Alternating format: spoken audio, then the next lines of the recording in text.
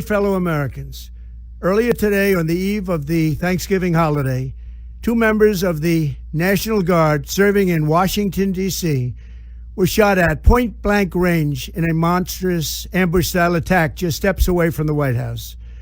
They had been deputized as part of the most successful public safety and national security mission in the history of our nation's capital, the D.C. Safe and Beautiful Task Force, which has achieved an unprecedented reduction in violent crime and crimes of all type.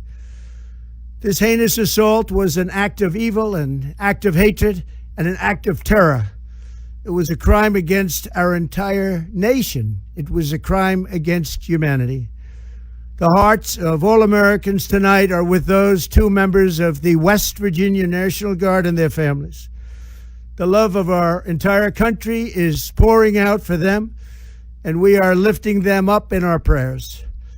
As we are filled with anguish and grief for those who were shot, we're also filled with righteous anger and ferocious resolve.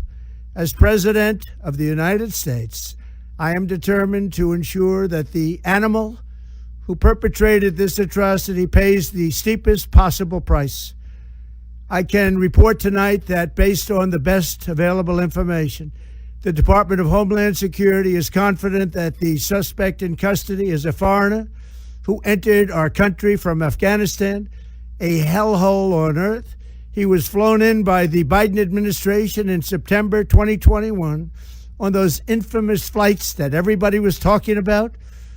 Nobody knew who was coming in. Nobody knew anything about it. His status was extended under legislation signed by President Biden, a disastrous president, the worst in the history of our country.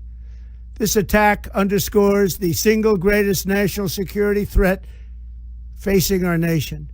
The last administration let in 20 million unknown and unvetted foreigners from all over the world, from places that you don't want to even know about.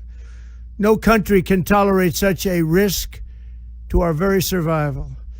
An example is Minnesota, where hundreds of thousands of Somalians are ripping off our country and ripping apart that once great state.